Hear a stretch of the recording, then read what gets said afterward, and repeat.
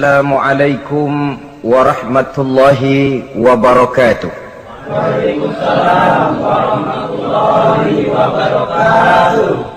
Bismillahi walhamdulillah, wassalatu wassalamu ala sayyidina rasulillah, sayyidina wa maulana Muhammad ibn Abdullah wa ala alihi wa sahbihi wa mawalah. أما بعد سبحانك لا علم لنا إلا ما علمتنا إنك أنت العليم الحكيم لا حول ولا قوة إلا بالله العلي العظيم. Saudara-saudara kaum muslimin rahimakumullah, satu-satunya manusia yang dalam Al-Quran sudah mendapat jaminan ampun dari seluruh dosa yang pernah dikerjakan cuma Rasulullah orangnya. Quran yang menjanjikan liyaghfira lakallahu ma taqaddama min dzambika wa ma ta'akhkhar. Wahai Muhammad, dosamu yang dahulu, dosamu yang sekarang, dosamu yang akan datang kalau memang ada, seluruhnya sudah mendapat jaminan ampun dari Allah Subhanahu wa taala. Orang yang nyata-nyata sudah mendapat jaminan ampun dari segala dosa ini, ibadahnya luar biasa. Luar biasa bagaimana? Sejarah menceritakan beliau kalau sholat malam sampai bengkak kakinya karena rajin sujud. Aisyah menceritakan, satu malam selesai sholat isya saya akan tidur. Saya lihat suami saya sedang sholat, maka saya pun tidur. Tengah malam saya terbangun dari tidur, saya lihat suami saya masih sholat juga, saya tidur lagi. Menjelang sepertiga malam yang akhir saya bangun, saya lihat masih sholat juga. Saya hampiri beliau, saya tanya setelah sholatnya usai, "Bang," kata Aisyah, "ada apa yang?" Kata baginda Rasul. Sebab beliau itu, jangan senyum kalau saya katakan yang di sini. Sebab beliau itu pandai sekali menyenangi hati istrinya. Panggilan kelihatannya sepele, tapi bisa menghidupkan keharmonisan dalam rumah tangga. Beliau apabila memanggil Siti Aisyah dengan kalimat Humaira, "Ya Humaira," wahai yang pipinya kemerah-merahan. Cantik sekali panggilannya untuk istrinya. Kita kadang-kadang terlalu jujur tapi nyakitin. Mentang-mentang bini hitam, kalau manggil bini hitam, sini lo. Jujur tapi nyakiti itu. Hadirin yang saya muliakan, baginda menjawab, "Ada apa ya? Abang ini kan dosa, abang kan sikap jiwa yang luhur." Beliau menjawab, "Aisyah, afala uhibbu an akuna abdan syakura." Yang apa saya tidak senang kalau saya ini oleh Allah mendapat gelar abdan syakura, hamba yang pandai bersyukur, hamba yang tahu berterima kasih. Makin diampuni, makin banyak sujud saya, makin diampuni, makin banyak ibadah saya kepada Allah. Inilah prinsipnya. Saudara-saudara, oleh karena ibadahnya demikian rupa, Allah lalu dekat. Oleh karena Allah dekat, perjuangan beliau itu, walaupun Quraisy melakukan segala macam cara dan usaha, mengeluarkan segala daya dan dana, kemampuan dan kekuasaan, tidak pernah berhasil mematahkan, walaupun berhasil menekan perjuangan baginda Rasulullah sallallahu alaihi wasallam. Coba kalau kita buka sejarah, beliau itu kan mulai berjuang sendiri, yang dihadapi masyarakat yang keras, kasar, brutal. 14 abad yang lalu, semenanjung Arabia terkenal sebagai masyarakat yang jahiliyah, di mana maksiat dan munkarat merajalela. Sembahan adalah berhala, anak perempuan lahir dibunuh hidup-hidup. Itu zaman dulu, zaman sekarang pun tidak jauh bedanya. Malah kalau zaman dulu dikubur hidup-hidup, sekarang sebelum lahir sudah dibunuh. Yang namanya abortus itu. Kadang-kadang aneh, kita mengadakan operasi bersih, dilarang buang sampah sembarangan. Kalau sudah buang sampah saja tidak boleh sembarangan, tahu-tahu zaman sekarang ini bayi dibuang di tempat sampah. Bukan lagi kertas, bukan lagi kardus, bayi dibuang di comberan. Kan lebih sadis sebenarnya dari jahiliyah 14 abad yang lalu. Judi di zaman dulu 14 abad yang lalu merajalela, menyentuh segala lapisan masyarakat. Di zaman sekarang pun judi tidak kurang hebatnya, cuma tentu dengan bahasa yang lain. Apalagi di zaman sekarang orang pandai menghaluskan bahasa, mensamarkan istilah. Judi disebut sumbangan umpamanya, sehingga orang lalu tidak terasa bermain judi, terasanya ikut nyumbang. Itu sekedar istilah yang merangsang orang sebenarnya. Masyarakat yang semacam ini yang dihadapi oleh baginda Rasul.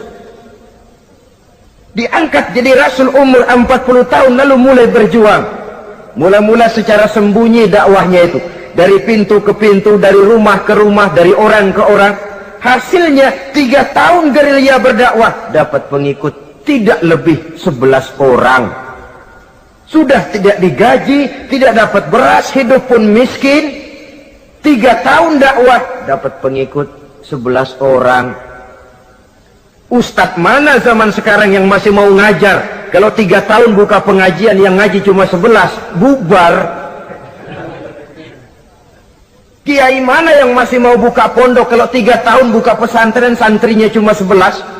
Pemimpin mana yang masih mau kampanye kalau 3 tahun kampanye dapat pemilih cuma 11? Bangkrut. Tapi tidak dengan Rasul. 3 tahun berlalu, turun perintah fasda' bima tu'mar. Tidak usah berdakwah secara sembunyi, Muhammad sampaikan saja Islam secara terbuka. Mulailah beliau berdakwah secara terbuka, terang-terangan. Mula-mula Quraisy dikumpulkan dekat Ka'bah. Kumpulah Abu Jahal, Abu Lahab, Abu Sufyan dan gembong-gembong Quraisy. Di sana buat pertama kali secara terbuka baginda Rasul pidato. Tuan-tuan Quraisy, apakah tuan-tuan percaya kepada saya? Percaya. Kenapa? Karena Anda Muhammad sejak kecil belum pernah bohong. Baik. Jikalau memang tuan-tuan percaya kepada saya, maka mulai hari ini saya serukan kepada tuan-tuan, ankizu anfusakum minan nar. Jaga, pelihara, lindungi dan selamatkan diri tuan dari neraka. Tinggalkan segala macam berhala, jauhi Latta, Uzza, Manat dan Hubal. Sembah Allah Tuhan yang Esa, yang lam yalid walam yulad, yang tidak beranak dan tidak diperanakan. Ini dakwah pertama yang beliau sampaikan. Selesai beliau pidato, Abu Lahab interupsi, angkat tangan. Muhammad, ada apa paman? Alihaza jama'tana? Cuma untuk dengar ocehan kayak begini kami dikumpulkan di sini. Tabban laka ya Muhammad. Kalau bahasa kasarnya mau mampus kamu Muhammad. Nabi tidak jawab, Allah yang jawab. Tabbat yada abi lahabi wa tab, ma aghna anhu maluhu wa ma kasab. Bukan Muhammad yang celaka, Abu Lahab lah yang kelak akan menemui kecelakaan. Dakwah terus berlangsung. Ketika dakwah secara terbuka sudah dimulai, hambatan dan tantangan mulai datang. Sejak dari teror mental sampai kepada teror fisik. Dan puncaknya terjadi pada saat beliau berumur 53 tahun, di mana Quraisy mengadakan rapat di satu rumah yang disebut Darul Arqam. Kumpulah di situ dedengkot Quraisy. Siapa lagi kalau bukan Abu Jahal, Abu Lahab? Mereka rapat pleno lengkap. Setelah rapat dibuka, kata Abu Lahab kepada Abu Jahal, Jahal, bagaimana ini Muhammad? Iya bagaimana? Apalagi yang belum kita lakukan, kata Abu Jahal. Kita fitnah sudah, kita caci maki tiap hari, kita lontari kotoran onta, sahabat-sahabatnya kita bantai, tapi mereka tetap tegar. Iya, kata Abu Jahal, Dan sekarang ini sahabatnya sebagian berangsur-angsur sudah hijrah ke Madinah. Ini pertanda Islam akan berkembang di kota Madinah. Kalau nanti dia berhasil di Madinah lalu menyerbu ke Mekah, alamat habis kita gulung tikar. Makanya kata Abu Jahal, makanya apa? Makanya dari dulu juga saya bilang, kempesin aja itu. Jadi kalau bahasa okemnya kan begitu toh. Bunuh saja Muhammad, bunuh. Iya, soal bunuh sih gampang kata Abu Lahab. Tapi Muhammad kan tidak keluar dari batu. Dia punya keluarga, sanak famili dan handai tolan. Kalau keluarganya menuntut balas bagaimana ini? Gampang. Kita kan banyak punya suku, tiap-tiap suku kan punya juara, tukang-tukang pukul. Sewa saja, tiap suku ambil tukang pukulnya, kita kepung rumah Muhammad, bunuh sama-sama. Kalau keluarganya akan menuntut balas, dia akan berhadapan dengan seluruh suku yang ada di semenanjung Arabia ini. Bagaimana, setuju? Setuju. Nah, sudah. Kapan kita bunuh Muhammad? Kapan lagi? Tidak usah buang waktu. Besok malam. Ya, besok malam kita bunuh Muhammad. Tapi awas, semua yang ikut rapat di sini, ingat baik-baik, ini rahasia negara. Besok malam kita akan membunuh Muhammad. Siapa yang berani membocorkan rahasia negara ini, supersip, dianggap menghambat program Quraisy. Itu nanti dijatuhi hukuman berat ya. Jaga rahasia baik-baik bahwa besok malam kita akan membunuh Muhammad. Sanggup? Sanggup. Rapat selesai. Hadirin boleh bubar ke rumah masing-masing. Pulang. Namanya manusia, bocor juga rahasia ini. Begitu pulang, cerita sama istrinya, Bu, anu loh Bu, apa Pak? Saya tadi ikut rapat. Rapat apa tuh Pak? Besok malam akan ada pembunuhan. Pembunuhan. Siapa toh yang mau dibunuh? Muhammad. Tapi jangan bilang-bilang ya, ini rahasia negara. Ini rahasia negara Bu, jangan bilang-bilang. Iya Pak, iya. Nah, besok pagi istrinya ngobrol sama tetangganya. Mbak Ayu, tahu nggak? Apa toh? Nanti malam akan ada pembunuhan. Siapa yang mau dibunuh? Muhammad. Loh, sampean tahunya dari mana? Suami saya ikut rapat, tapi jangan bilang-bilang ya Bu ya. Ini rahasia negara. Jangan bilang-bilang, nanti yang satu sampaikan lagi, jangan bilang-bilang, terus jangan bilang-bilang, akhirnya berita tersebar. Sehingga pagi hari itu, sebagian besar penduduk Mekah sudah tahu kalau nanti malam akan ada pembunuhan. Maka lepas zuhur, Mekah itu mulai tegang. Yang simpati, aduh kasihan Muhammad nanti malam akan dibunuh. Yang tidak senang, mampus biar dia rasain, ntar malam. Saudara-saudara, begitu maghrib berbunyi sudah, udara mulai gelap, penduduk Mekah sudah kunci pintu, seperti ada jam malam. Sepi, sesepi-sepinya. Tutup pintu, kunci, bukan tidur, ngintip dari dalam. Lepas jam 8 malam, makin tegang. Masing-masing penduduk ngintip dari pintunya. Sudah berangkat belum orang yang mau bunuh Muhammad? Sudah berangkat belum? Kira-kira jam 9 ini, tukang-tukang pukul lewat mau ngepung rumah Muhammad untuk membunuh beliau. Begitu masuk Mekah, penduduk sudah kunci pintu, tapi mereka tahu kalau semua ngintip. Wah, makin hebat ini yang pemuka Quraisy ini, tukang-tukang pukul ini. Jalannya dibuat gagah-gagah, barisnya dibuat hebat-hebat.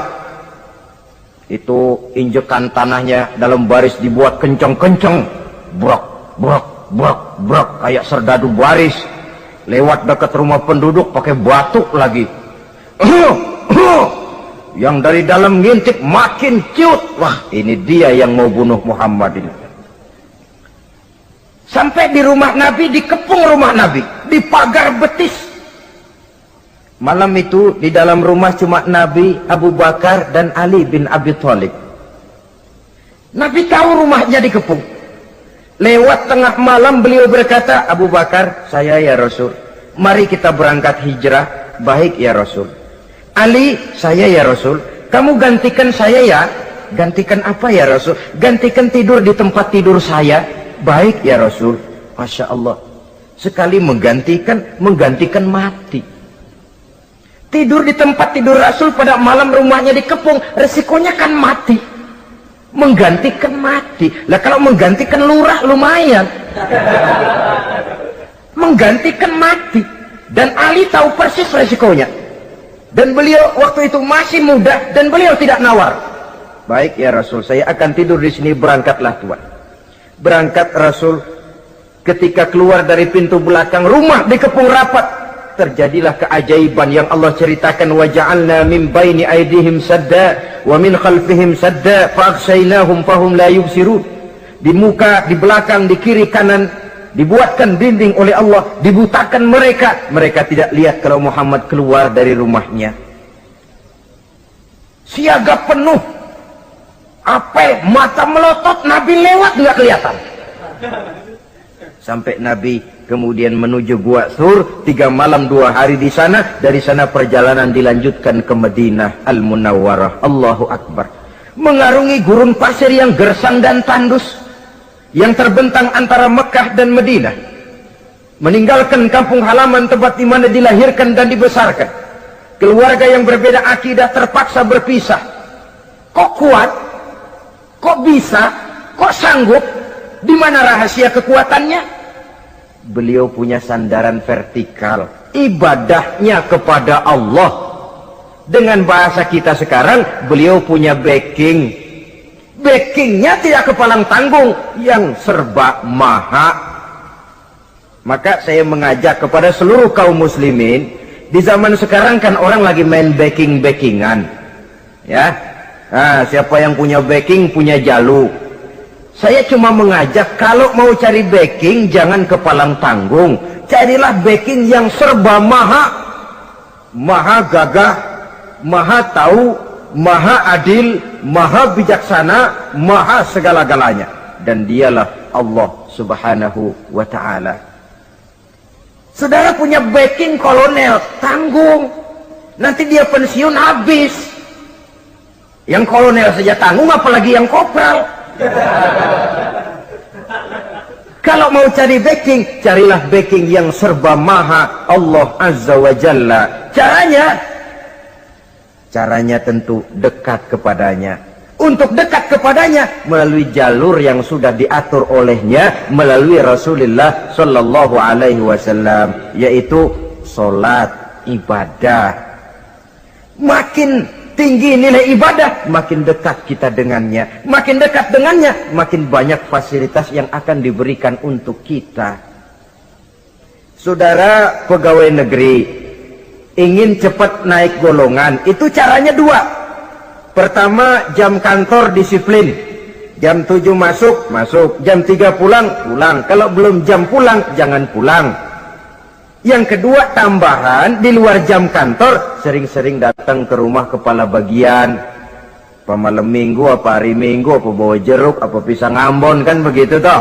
Ini nanti kan kepala bagian kan nilai, karyawan saya yang satu ini jam kantornya disiplin, tambahan dia sering datang hari minggu di luar jam kantor bawa jeruk lagi. Ini mestinya belum naik lah, gua naikin dulu ke atas. Naik, saudara-saudara. Yang saya maksud apa? Itu zuhur, asar, maghrib, isya, subuh, jam kerja resmi itu, jam kantor. Lah, ada kunjungan di luar jam kantor, yang namanya tahajud, yang namanya hajat, yang namanya duha. Nanti kan Allah lihat, ini hambaku yang satu ini jam kantornya betul, zuhur, asar, maghrib, isya, subuhnya tepat. Tambahan di luar jam kantor, dia sering menghadap kepadaku. Nah, hambaku ini aku angkat kau maqamam mahmudah, ke satu tempat yang terpuji.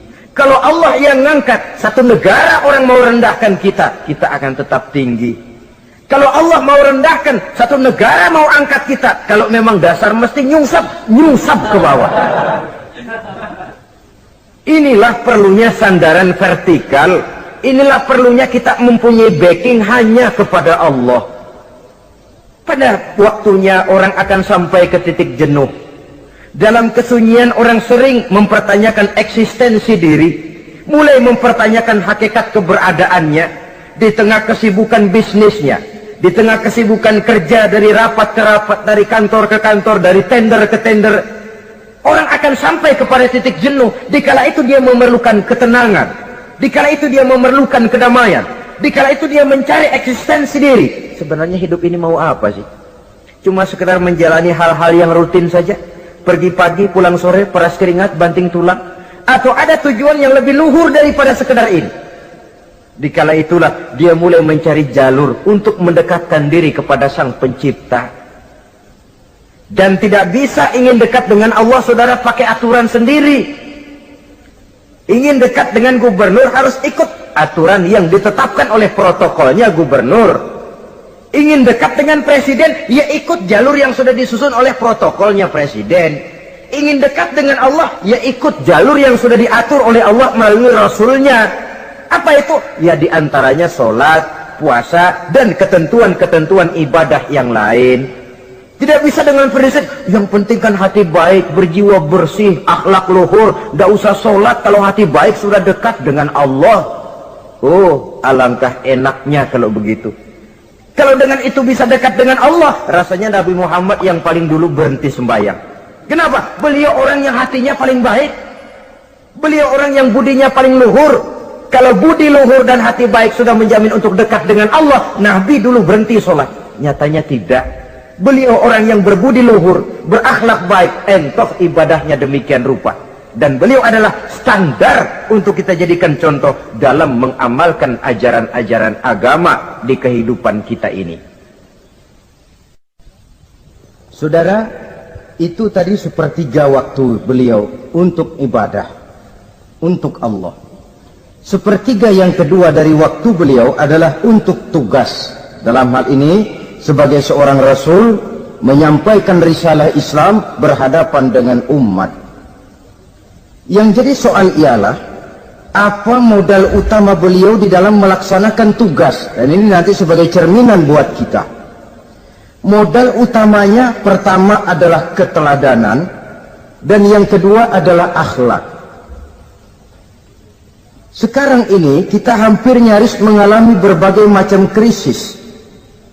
Yang paling santer kita dengar adalah krisis wibawa.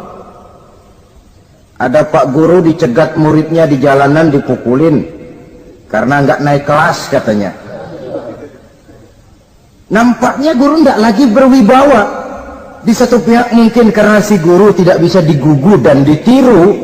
Di lain pihak juga murid tidak lagi mengenal arti rasa hormat kepada pak guru. Nah, kenapa krisis wibawa timbul? Karena tidak ada keteladanan. Adapun Rasul, wibawa beliau timbul di tengah umat karena keteladanan ini. Apapun yang beliau ajarkan kepada umat, beliau adalah pelaksana pertama. Dengan kata lain, satunya kata dan perbuatan. Ini yang sangat diperlukan di zaman kita sekarang. Bukan cuma sekedar simposium, muktamar, kongres, rapat besar dengan keputusan bertumpuk-tumpuk kertas di atas meja, tetapi tidak pernah terrealisir dalam kehidupan. Yang kita perlukan adalah satunya kata dan perbuatan, bahwa kalau itu yang diucapkan, itu yang diterapkan.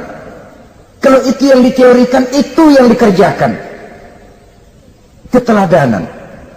Yang kedua, rahasia sukses beliau dalam melaksanakan tugas berhadapan dengan umat, akhlak. Beliau tidak menyampaikan Islam ini dengan kekerasan, tidak juga dengan bujuk rayu harta, tidak pula dengan menakut-nakuti orang. Belum pernah kita baca dalam sejarah beliau teriak-teriak, awas yang tidak masuk Islam dipecat jadi orang Arab. Tidak. Atau dengan bujuk rayu, ayo siapa masuk Islam super mie 2 bungkus. Tidak. Sebab kebenaran tidak bisa dipupuk dengan materi. Kebenaran adalah soal keyakinan, dan keyakinan adalah soal batin. Orang yang beragama karena tertarik kepada super mie, orang yang beragama karena tertarik kepada pakaian, kepada obat-obatan, nilai imannya dipupuk dengan materi. Dan usaha seperti itu sama saja dengan menegakkan benang basah. Dia percaya kepada sesuatu yang dia tidak mengerti. Dia yakin kepada sesuatu yang dia tidak tahu apa bentuk yang dia yakini itu. Alangkah malang dan kasihannya orang yang beragama seperti ini. Tidak demikian dengan Rasul. Islam ini adalah satu keyakinan. Keyakinan terhadap kebenaran hanya bisa ditegakkan dalam nurani manusia yang paling mendasar. Karena itu dia tidak bisa dipaksakan. Dan itu pula sebabnya Quran punya prinsip la ikraha fid din. Tidak ada paksaan dalam beragama. Mau Islam silahkan, tidak mau Islam silahkan. Allah tidak memaksa. Tapi ayat ini jangan disalah pakai. Tidak pernah sholat, ditanya orang, kamu kan Islam kok tidak sholat? La ikraha fid din dong. Salah pakai. Yang tidak ada paksaan dalam beragama itu untuk orang di luar Islam. Kepada tuan-tuan di luar Islam, la ikraha fid din, tidak ada paksaan masuk Islam. Tapi kalau sudah masuk ke dalam Islam, maka berlaku peraturan Islam. Contohnya begini saja, tidak ada paksaan masuk ke rumah saya. Itu toh. Mau masuk silahkan, tidak mau masuk tidak ada urusan. Tapi sekali saudara masuk ke rumah saya, saudara harus ikut tata tertib yang ada di dalam rumah saya. Kira-kira beragama itu begitu. Tidak ada paksaan masuk Islam. Tapi sekali saudara masuk Islam, maka berlaku peraturan Islam untuk kehidupan saudara. Jadi, la ikraha fid din ini buat orang di luar garis. Allah tidak maksa-maksa orang mau masuk Islam, mau tidak. Silahkan saja. Tapi ketika orang mendapat hidayah masuk ke dalam Islam, peraturan Islam berlaku dalam kehidupannya. Saudara hadirin kaum muslimin rahimakumullah, akhlak. Mari kita lihat lebih jauh bagaimana sih akhlak beliau yang mulia itu. Allahu Akbar. Kalau orang berakhlak kepada teman itu sih biasa. Tapi berakhlak kepada musuh ini yang luar biasa. Ini yang agaknya Allah saja memuji beliau. Wa innaka la'ala khuluqin azim. Engkau Muhammad benar-benar berada di atas budi pekerti yang luhur dan terpuji.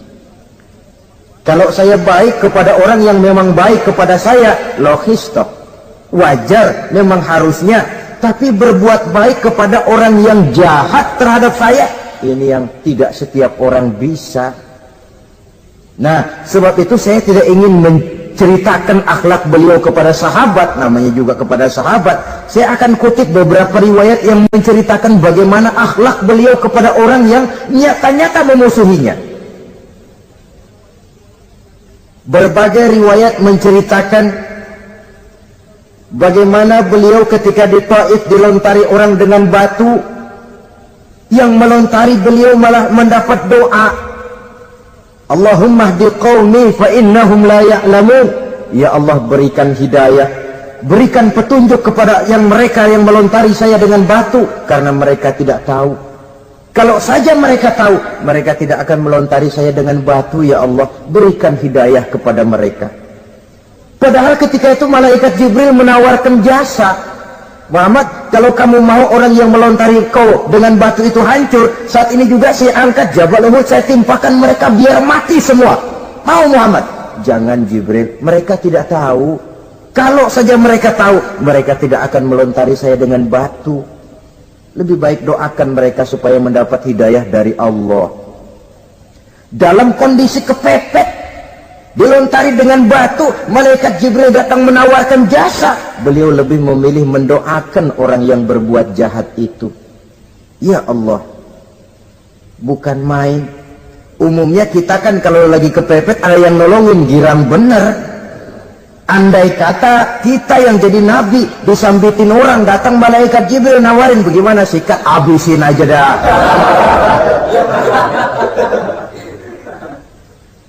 Ini akhlak kepada musuh.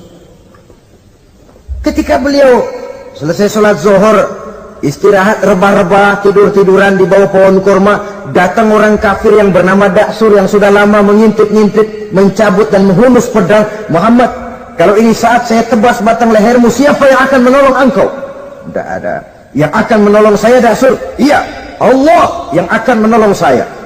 Mendengar Allah, Daksur gemetar, keringat dingin bercucuran, pedang jatuh ke bawah. diambil oleh Rasul pedangnya, dibalikkan ke leher Daksur.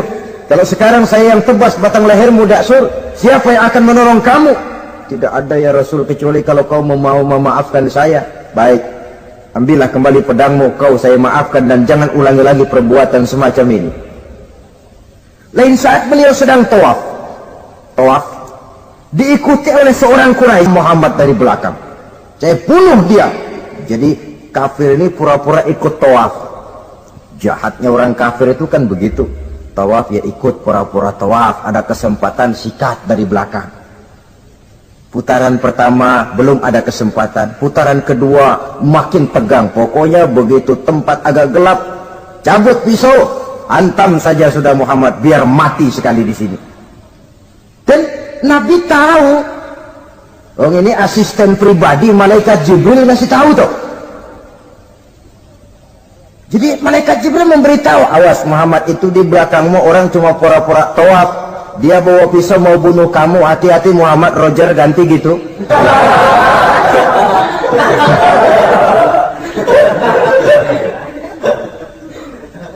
Tahu persis beliau. Sampai di satu sudut yang gelap, si kafir ini mencabut pisau. Nabi nengok ke belakang, menoleh Nabi. Begitu menoleh, Quraisy ini kan ketangkep basah. Bahasa Arabnya yumsak mablul katanya. Ketangkep basah. Grogi, salah tingkah, garuk nggak gatel, kasihan melihatnya sudah. Ya namanya orang ketangkep basah itu. Mau alasan apa? Nggak beralasan ya, harus membela diri, gemetar nggak karu-karuan. Kata Nabi senyum. Mau apa, Mas? Anu Rasul, ini anu apa? Anu. Sudah, saya kan tahu kamu mau bunuh saya toh. Sudah, saya sudah tahu kok. Kamu jangan pura-pura. Kamu kan mau bunuh saya kan? Terus terang saja. Iya Rasul, iya. Sekarang gimana? Enggak berani Rasul. Minta maaf saja. Ya kalau sudah kamu minta maaf begitu, sudah kamu pulang sana. Jangan diulangi lagi ya. Begitu mudah beliau memaafkan orang yang nyata-nyata mau menghabisi nyawanya, sepanjang itu belum terwujud, sepanjang itu belum terbentuk dalam artian real. Sangat mudah beliau memaafkan orang. Saudara hadirin kaum muslimin rahimakumullah, pemaaf, lapang dada, toleransi, menghargai pendapat para sahabatnya, ini sederetan dari akhlak yang terpuji. Sehingga karena keluhuran akhlak inilah yang menyebabkan orang tertarik masuk ke dalam Islam. Beliau berprinsip apa? Basiru wala tunaffiru, yasiru wala tu'asiru. Gembirakan orang, jangan ditakut-takuti. Mudahkan persoalan orang, jangan dibikin sulit. Ini kan satu prinsip yang sangat baik dalam melaksanakan dakwah, dalam menyampaikan misi. Apapun tugas kita di masyarakat, sebagai pegawai pemerintahan, pejabat negara, pedagang, pengusaha, seniman, ustadz, mubaligh, kiai, ulama, dalam berbagai profesi, modal utama untuk sukses adalah akhlak. Sebab hati kita yang tahu cuma Allah. Orang lihat penampilan kita, orang lihat muka kita. Sebab itu Nabi katakan, innakum la tas'una nasa bi amwalikum walakin yas'uhum minhum bastul wajhi wa husnul khuluqi. Kamu tidak akan bisa menarik simpati orang banyak dengan hartamu, tapi bisa kau tarik simpati orang banyak dengan akhlak yang baik dan muka yang senyum, muka yang enak dilihat. Orang kadang sering bilang, dia mah biar mukanya begitu hatinya baik. Iya, soal hati kita nggak tahu. Yang kita lihat pertama muka. Bagaimana gue mau ikut dia, mukanya kayak batu kuburan. Kesan serem pertama itu kan sudah ada. Walaupun kadang-kadang hati memang baik, tapi hati itu kan urusan Allah. Yang kita lihat pertama muka. Ini barangkali nanti termasuk teori dalam psychology of salesman ya, bahwa sesuatu yang baik kalau dihidangkan dengan cara yang tidak baik, orang tidak akan tertarik. Lihat saja, orang sekarang ini kan entah makin lajunya dunia bisnis kita, masuk ke rumah-rumah kita cuma menawarkan air jahe, menawarkan sasa, menawarkan kecap bango, menawarkan barang-barang yang kelihatannya remeh. Ini kan termasuk psychology of salesman. Yang datang ya biasanya perempuan, wajahnya ya lumayan, paling kurang sedikit di atas 6 lah begitu. Lalu tutur katanya sopan, masuk ke rumah tidak sungkan, ada rasa familiar, rasa kekeluargaan, lalu datang. Taktik untuk menawarkan barang yang jadi merek dagangannya. Nah, Islam ini agama yang baik. Kalau disampaikan dengan cara yang tidak baik, sadis, memponis, orang akan lari dan jauh. Menyinggung, bukan menyentuh. Siapapun kalau tersinggung lari, tapi kalau tersentuh, dia akan mendekat. Apaan lo Islam bayang begitu? Mikirnya anakku sembayang diomelin, mendingan kagak sembayang sekalian ketahuan. Saudara hadirin yang saya muliakan, ini yang diberikan contoh oleh baginda Nabi. Apapun tugas kita, pedagang utamakan akhlak, petani utamakan akhlak, seniman utamakan akhlak, mubaligh utamakan akhlak, pejabat negara utamakan akhlak, pelayan dan pengabdi masyarakat utamakan akhlak. Saudara hadirin yang saya hormati, kaum muslimin yang berbahagia. Jadi untuk sukses di masyarakat, untuk sukses di tempat tugas, modal utama adalah akhlak. Dan ini yang dicantikan contoh dari Nabi kita Muhammad sallallahu alaihi wasallam. Sepertiga waktunya untuk tugas. Dalam menjalankan dan melaksanakan tugas sebagai seorang rasul, menyampaikan risalah Islam, berhadapan dengan umat, modal utamanya adalah akhlak. Demikian juga kita di masyarakat.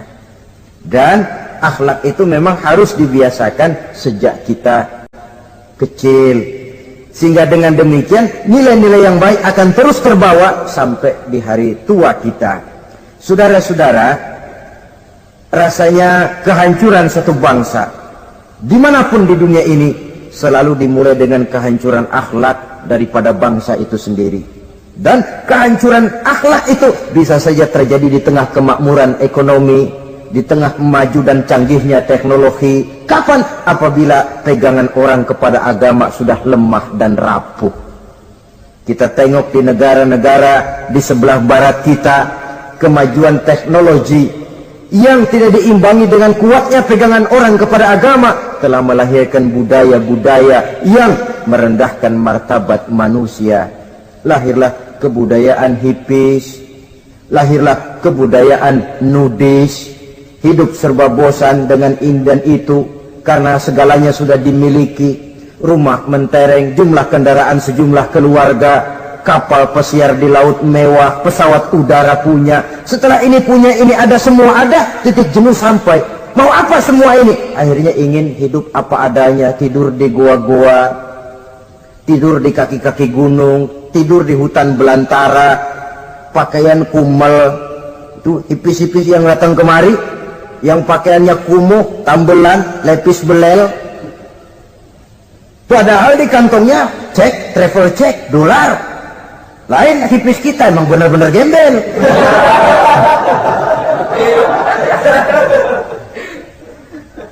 Merasa jenuh, merasa bosan. Bahkan sebuah berita dari Jerman, orang terlalu kaya, pulau dibeli. Di pulau itu dia bikin satu klub yang bernama klub nudis.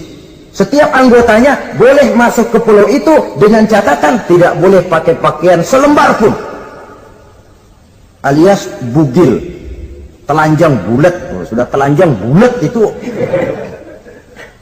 Dan di sana berlakulah apa yang disebut serba boleh. Jadi kalau di sana kesana saudara bawa istri masuk anggota, ya silahkan saja.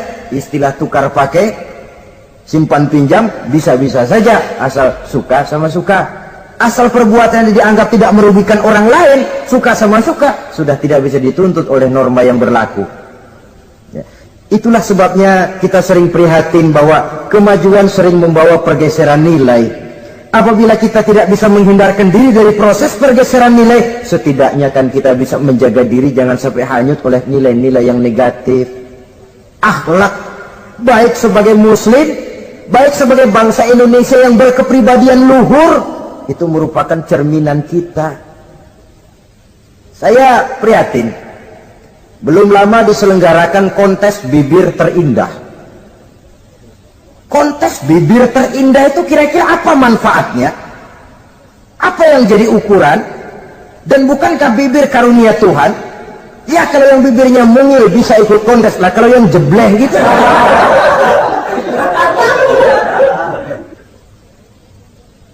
Kontes bibir terindah masih hangat dibicarakan orang. Sudah muncul lagi kontes betis terindah. Nah kalau sudah bicara soal betis ini, kan yang terbayang oleh kita kira-kira ukurannya apa? Yang diukur itu apanya ya? Ya tentu betisnya itu. Nah paling celaka kalau betis-betis yang ikut itu nanti jadi milik panitia semua kan. Yang tidak usah kita mengukur dengan kacamata agama, dengan budaya kita sebagai bangsa Indonesia yang berfalsafahkan Pancasila, rasanya mendengarnya saja kok sudah tidak sah gitu loh. Tidak pas untuk ukuran kita sebagai bangsa yang berfalsafahkan Pancasila. Saudara-saudara kaum muslimin rahimakumullah.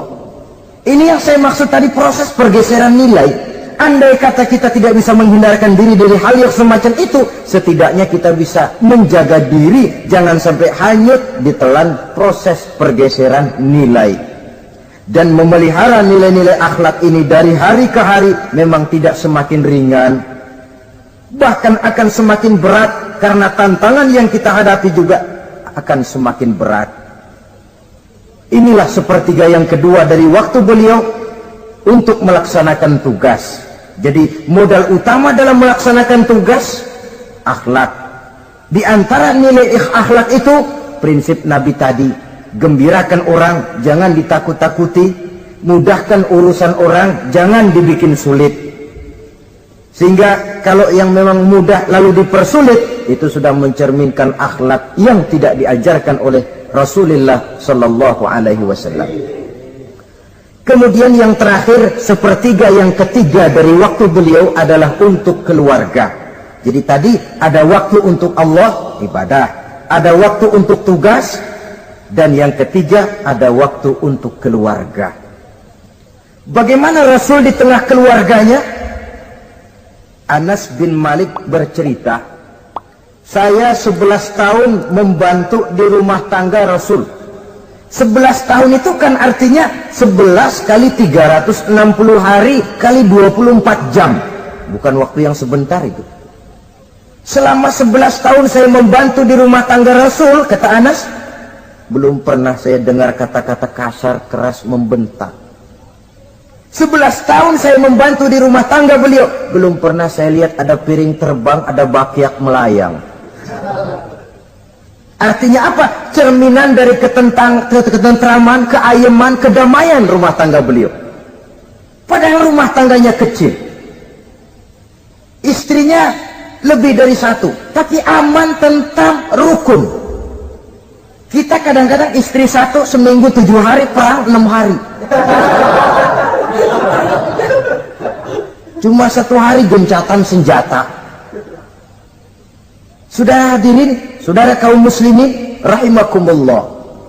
Kalau beliau tidak menyenangi satu masakan, misalnya masakan istrinya, tidak mencah-mencah, cuma kelihatan dari makannya barangkali tidak begitu banyak, tapi tidak pernah mencela apapun yang dimasak istrinya. Senang ya dimakan, tidak senang ya dimakan karena menghargai lelah jerih payahnya istri.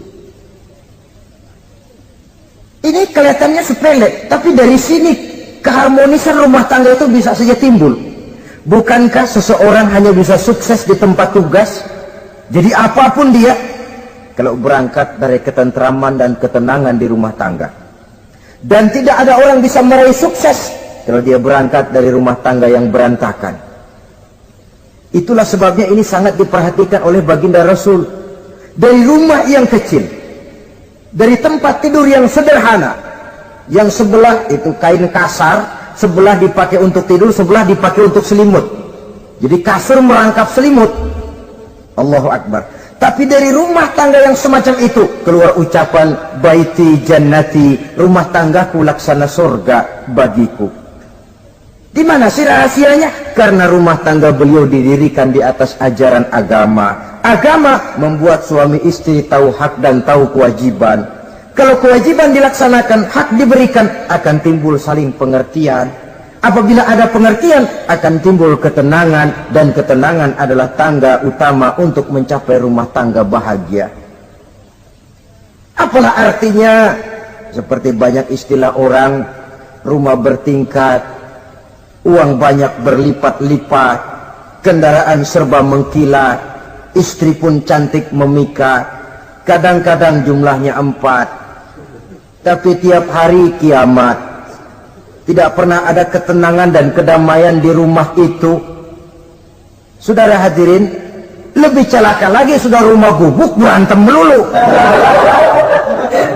Sudah kiamat itu, sudah kiamat. Jadi dengan adanya pelaksanaan kewajiban, pemberian hak, timbul pengertian. Pengertian membawa ketenangan. Suami keluar rumah, istri tenang di rumah. Suami meninggalkan istri pun hatinya tenang dan tentram, tidak was-was, tidak berpikiran nanti kalau saya lembur ini istri ngompreng, tidak. Si istri pun lega melepas suami karena ada keterbukaan.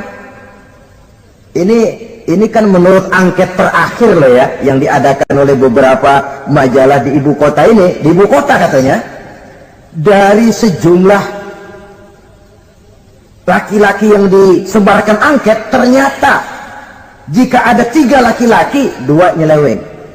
Jadi angka penyelewengan itu 2/3 dari jumlah laki-laki itu menyeleweng katanya.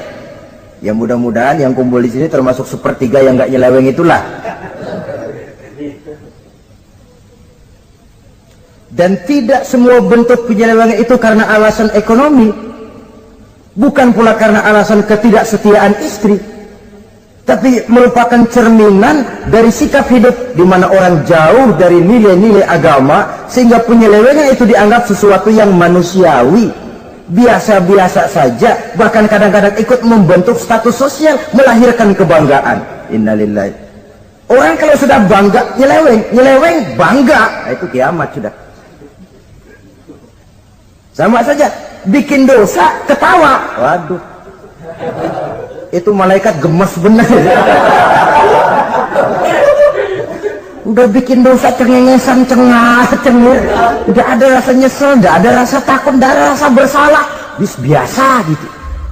Saudara hadirin yang saya muliakan, ini kan cerminan dari rapuhnya pegangan orang kepada agama. Jadi untuk membina rumah tangga yang bahagia ini, 1/3 dari waktu untuk di tengah keluarga, menghidupkan nilai-nilai agama di rumah tangga kita. Oleh karenanya, pada bagian akhir dari pertemuan yang singkat ini, saudara-saudara, saya mengajak, marilah pandai-pandai membagi dan mengatur waktu. Ada waktu untuk Allah, ada waktu untuk tugas, ada waktu untuk keluarga. Syukur kalau ada keseimbangan. Tapi kalau tidak, istilah usul fikih itu tatimul aham minal muhim, mendahulukan yang terpenting dari yang penting. Kalau ada 3 persoalan semuanya penting, tentu di antara 3 ini kan ada yang lebih penting. Yang itulah yang dikerjakan lebih dulu. Dan ini tidak berarti bahwa penjatahan waktunya harus sama. Untuk ibadah dalam sehari semalam sekian jam, untuk tugas sekian jam, untuk keluarga sekian jam. Tidak bisa kita targetkan begitu. Dan yang dimaksud di sini pun adanya pengaturan. Pengaturan tidak berarti bahwa harus sama waktunya, tidak. Kita melihat kepentingannya. Saudara hadirin, sama saja di zaman sekarang, kalau dengan pembangunan kita ingin menciptakan pemerataan di kalangan rakyat, itu tidak berarti bahwa rakyat Indonesia ini standar ekonomi harus sama semua, seperti yang dicita-citakan komunis. Tidak bisa. Menciptakan pemerataan artinya, kalau yang kaya bisa semakin kaya, kenapa yang miskin tidak bisa naik jadi sedikit kaya? Dan artinya menciptakan kesempatan kepada setiap penduduk Indonesia untuk merubah tahap dan taraf kehidupannya. Demikian juga adanya pengaturan waktu. Bukan berarti untuk Allah sekian jam, keluarga sekian jam, tugas sekian jam. Sebab jam-jam ini sulit kita jatahkan. Kadang-kadang tugas, kadang-kadang keluarga, kadang-kadang ibadah kita sedang gandrung. Yang penting ada keseimbangan dalam cara kita mengatur waktu itu. Nah, saudara-saudara, demikianlah pertemuan dan pembicaraan kita kali ini. Terima kasih atas segala perhatian. Mohon maaf atas segala kekurangan. Usikum wa nafsi bitaqwallah. Wassalamualaikum warahmatullahi wabarakatuh. Waalaikumsalam.